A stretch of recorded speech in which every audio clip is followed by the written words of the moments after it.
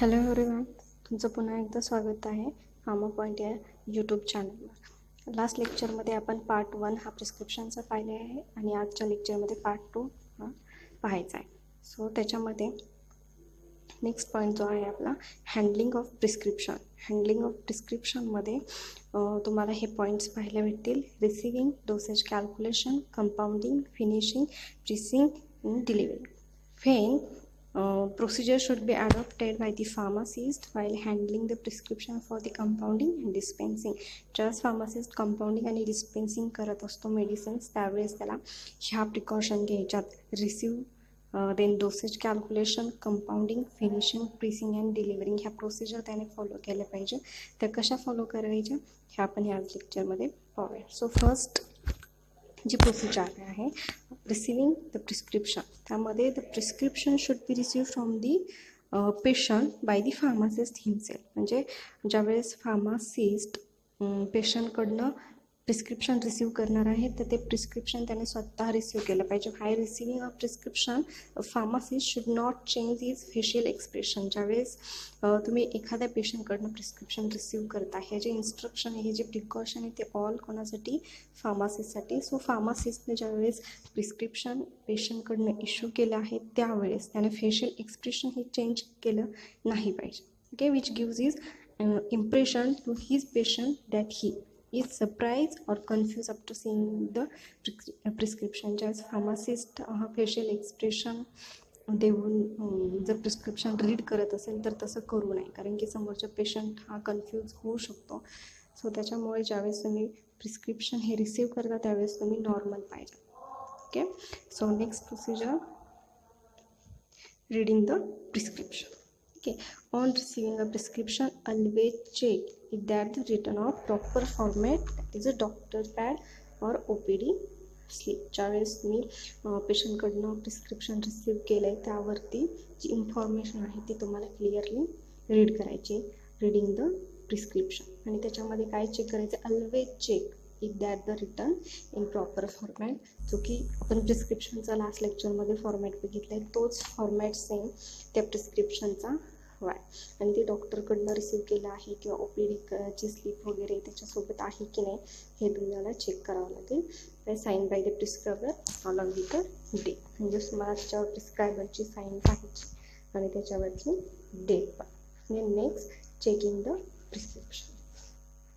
Okay, so a prescription should always be screened behind the counter. आणि ज्यावेळेस pharmacist prescription read करत असेल त्यावेळेस त्याच्या समोर ते प्रिस्क्रिप्शन असलं पाहिजे. In case of any difficulty in reading और any doubt reading the prescription ingredient और direction, the pharmacist should consult the doctor, pharmacist और द प्रिस्क्रायबर. आणि जर फार्मासिस्टला जर त्या प्रिस्क्रिप्शनमध्ये कोणताही प्रकारचा डाऊट असेल किंवा त्याची लँग्वेज वगैरे कन्फ्युजन असेल सो तुम्ही ते परत कन्सल्ट केलं पाहिजे. एखाद्या फिजिशियनला किंवा परत कॉल बॅक करून तुम्ही त्या फिजिशियनला ती इन्फॉर्मेशन विचारून घेऊ शकता. But under not a circumstance patient should come to know about it. आणि जर समोर पेशंट असेल तर त्या पेशंटसमोर ह्या सगळ्या गोष्टी केल्या नाही पाहिजे. सो हे काही प्रिकॉशन्स आहेत जे की फार्मासिस्टला स्ट्रिक्टली फॉलो करायचे आहेत. सो ह्याच रीडिंग ऑफ प्रिस्क्रिप्शनमध्येच अजून एक येतं की नेहमी बऱ्याच वेळेस 2 मेडिसिन असतात आणि त्यांचा वेगवेगळा थेरापेटिकल इफेक्ट असतो आणि दिसायला किंवा वाचायला हे अगदी सेम असतात. Sometime prescription is receive on a telephone by the senior pharmacist. In case okay, तर तुम्ही एखाद्या कॉलिंगवरून फार्मासिस्टची एखादी जर तुम्ही ते चेक करत असतात प्रिस्क्रिप्शन कोणतं किंवा डाऊट जर तुम्ही चेक करत असतात, after talking down the prescription it should be verify by the repeating it on the phone to the prescriber. Okay, तुम्हाला डाऊट असेल ऑफकोर्स तुम्ही सिनियर फार्मासिस्टला विचारू शकता कॉल करून किंवा फिजिशियनला कॉल करून विचारू शकता. आणि जर काही चेंजेस असतील तर तुम्हाला लगेच ते प्रिस्क्रिप्शनवरती नोट डाऊन करायचे. It is a very important because now days the number of drug with almost same pronunciation. Okay, म्हणजे प्रोनाउन्सिएशन हे सेम आहे बट थेरापेटिकली ते खूप डिफरंट असतात. त्याच्यामुळे तुम्हाला रिकन्फर्म करायचं. ठीक आहे, कन्फर्म तर करायचं पण रिकन्फर्म करायचं. तुम्हाला दोनदा विचारायचं की नेमके त्याचा हाच ड्रग तुम्ही प्रिस्क्राईब केला आहे का. सच एज ॲसिडिन, ठीक आहे, आणि ॲपिडिन, हे दोघांचं प्रोनाऊन्सिएशन जवळपास सेम आहे. सो हे जर तुम्ही कॉलिंगवर करत असताल तर हे तुम्हाला खूप इम्पॉर्टंट आहे की तुम्ही ॲसिडिन लिहिताय की ॲपिडिन लिहिताय, कारण कॉलिंगवरती हे प्रोनाऊन्सिएशन जवळपास सेम होऊ शकतं. सो त्याच्यासाठी फार्मासिस्टला हे रिपीट करायचं.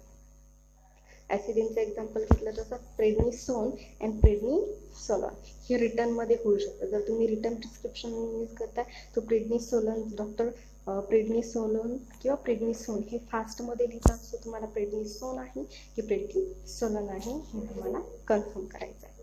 ओके, सो आपण नेक्स्ट प्रोसिजरवर जाऊया. Collection and weighing the material. ठीक आहे, तुम्ही रिडिंग केले, प्रिस्क्रिप्शन चेक केले.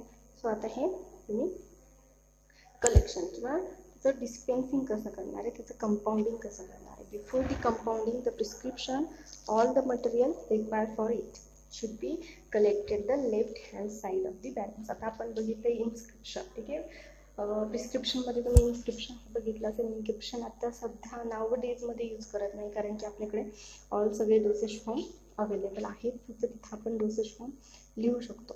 ठीक आहे, पण पहिल्यांदा कंपाऊंडिंग ज्यावेळेस करायचं आपण त्यावेळेस फार्मासिस्टला ऑल पावडर्स किंवा जे काय बेस आहे, जे काय व्हेइकल आहे, जे काय एपी आहे, सगळं कलेक्ट करून वेई करून मग त्याचा डोस बनवून पेशंटला डिस्पेन्स केला जाईल.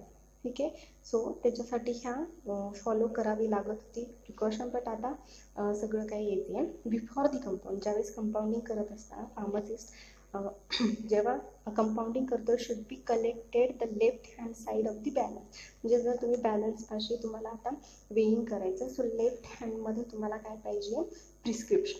ठीक आहे, जे तुम्ही फिजिशियनकडून पेशंटकडून जे कलेक्ट केलेलं प्रिस्क्रिप्शन आहे ते लेफ्ट हँड साईडला पाहिजे. After weighing the material it should be shifted to right hand side of the balance. आणि तुम्ही लेफ्ट हँडमध्ये प्रिस्क्रिप्शन ठेवायचं आणि राईट हँडनं वेइंग करायचे की किती वे करायचं हे तुम्हाला ऑल सगळे कॅल्क्युलेशन्स करायचे. ठीक आहे, आफ्टर वेइंग. आणि हे ज्यावेळेस वेइंग करून होईल मटेरियल त्यावेळेस राईट हँडला तुम्ही शिफ्ट करू शकता. This gives a check ingredient which has been weighted.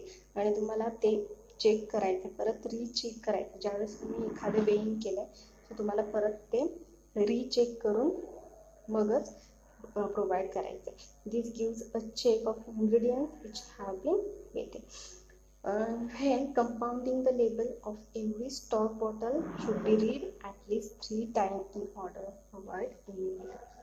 आणि ज्यावेळेस तुम्ही वेइंग करताय, वेइंगची जी बॉटल आहे, जे कंटेनर आहे ते तुम्हाला 3 वेळेस रीड करायचे की आपण तोच इन्ग्रेडियंट हा तितक्याच डोसनं किंवा तितक्याच मेजरमेंटनं वे करतोय का हे तुम्हाला परत परत चेक करायचं आहे. कितीदा म्हटलं आहे, ॲटलिस्ट 3 टाईम, 3 टाईम तुम्हाला रीचेक करायचं.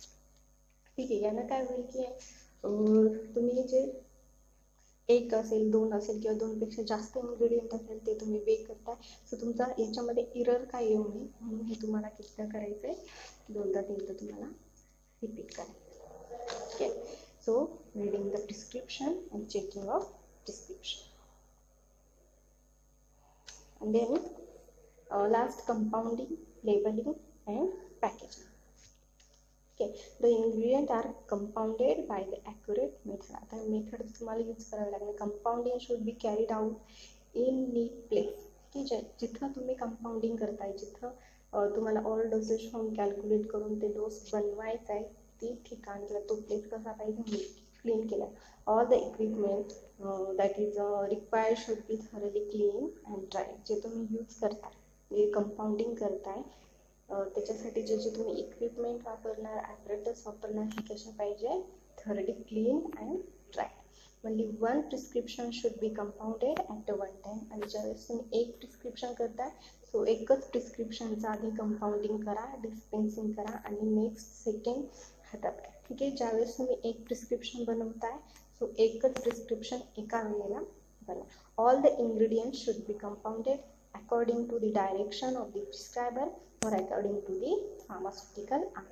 आणि जे तुम्ही डोस बनवताय, जे कॅल्क्युलेशन्स बनवताय, जे तुम्ही आता कंपाऊंडिंग करताय, हे सगळं कशाद्वारे पाहिजे की ऑल, म्हणजे जे काही तुम्ही प्रिस्क्रायबरना प्रिस्क्राईब केले त्यानुसारच ऑल तुमचे मेजरमेंट्स हवेत किंवा जे फार्मास्युटिकल आर्ट्स आहेत त्याच्यामध्येच मेन्शन केलेलं आहे.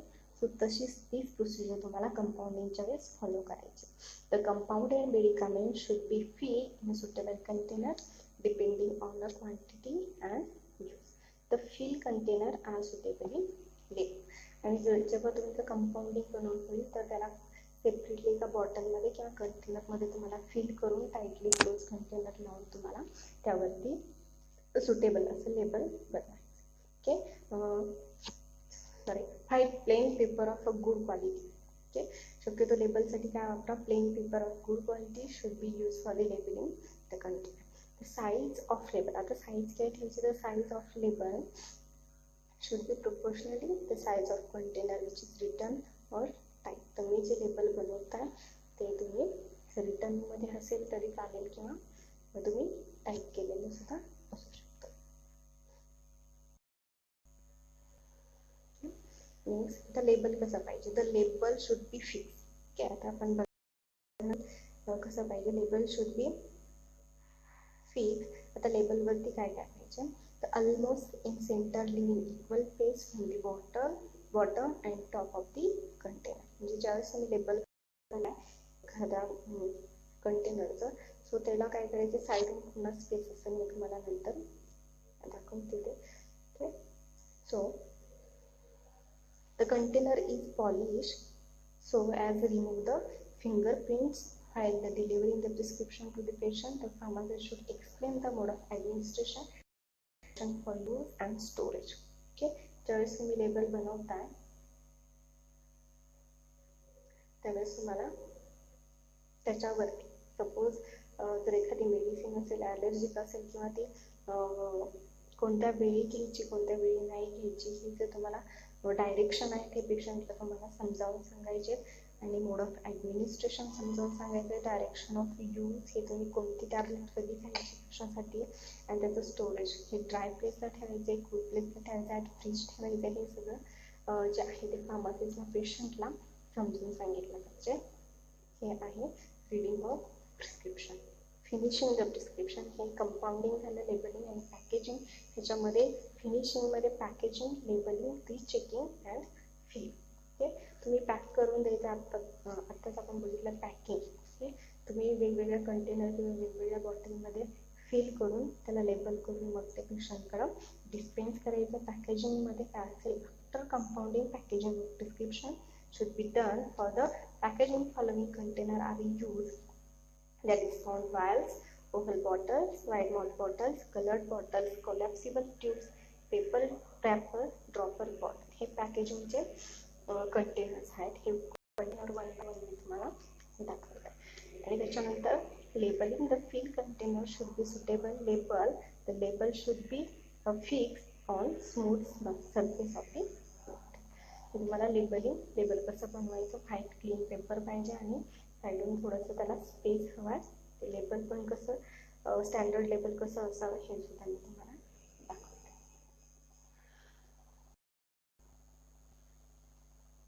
आजच्या लेक्चरमध्ये एवढंच. नेक्स्ट लेक्चरला आपण बघणार आहे टिपिकल प्रिस्क्रिप्शन आणि मॉडर्न प्रिस्क्रिप्शन याच्यामधला फरक.